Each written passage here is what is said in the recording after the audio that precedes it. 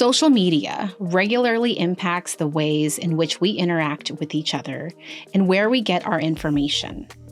Given its vast influence, some people argue that social media should consider the public interest and not just profit incentives.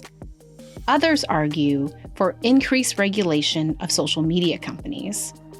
What role should social media play in our democracy?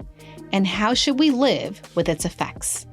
Let's explore some policy proposals together. First, let's discuss proposals to encourage social media platforms to consider their public impact. These proposals include ensuring that social media does not harm the public interest, increased regulation of social media companies, creating a publicly funded social media platform, and creating a nonprofit social media platform owned by an independent third party. Supporters of these proposals argue that given the pervasiveness of major social media platforms and their functions as a primary news source for many Americans, these platforms should be held to the same public interest standards as traditional news outlets.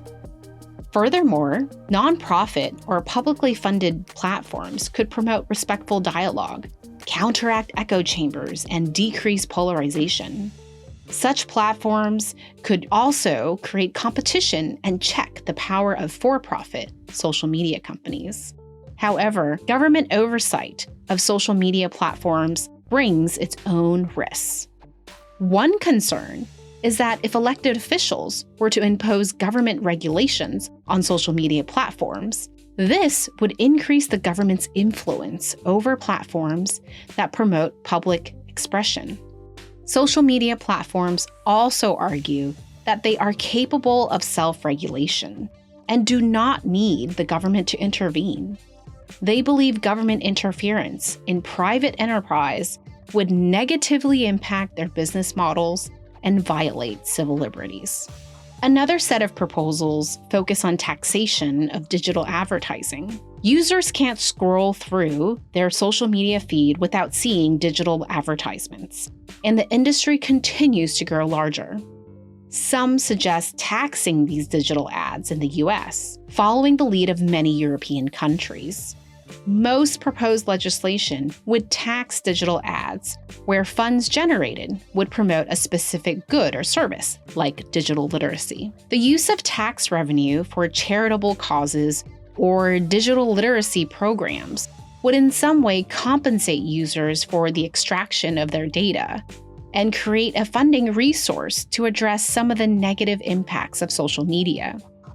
Digital literacy education itself help people with job prospects and teach them how to distinguish between disinformation and credible sources. However, a digital advertising tax may negatively impact consumers. Taxes on digital advertising could decrease accessibility to online services and hurt small businesses.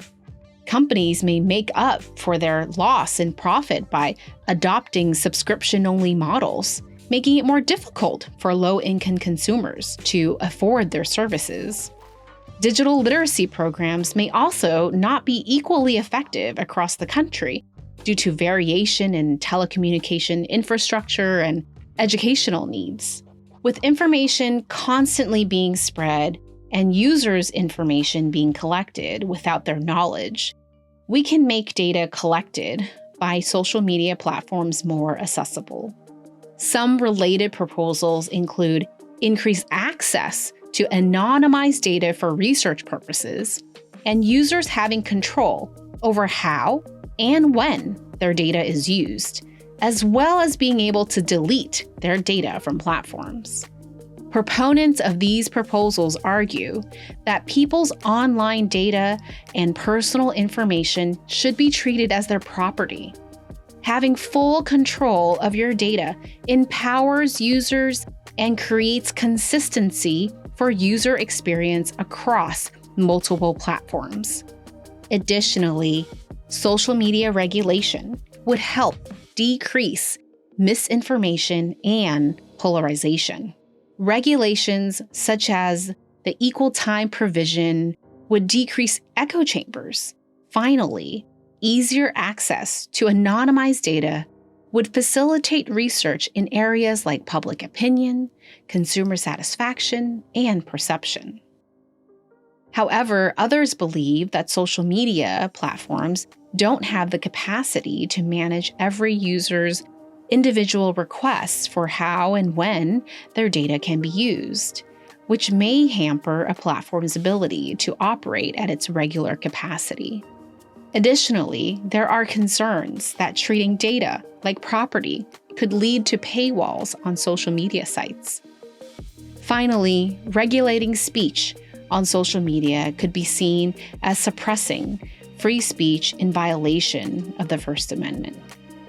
Now, let's open up the conversation. Please share your thoughts, whether you are for or against these proposals. We want to hear from you. Your voice matters.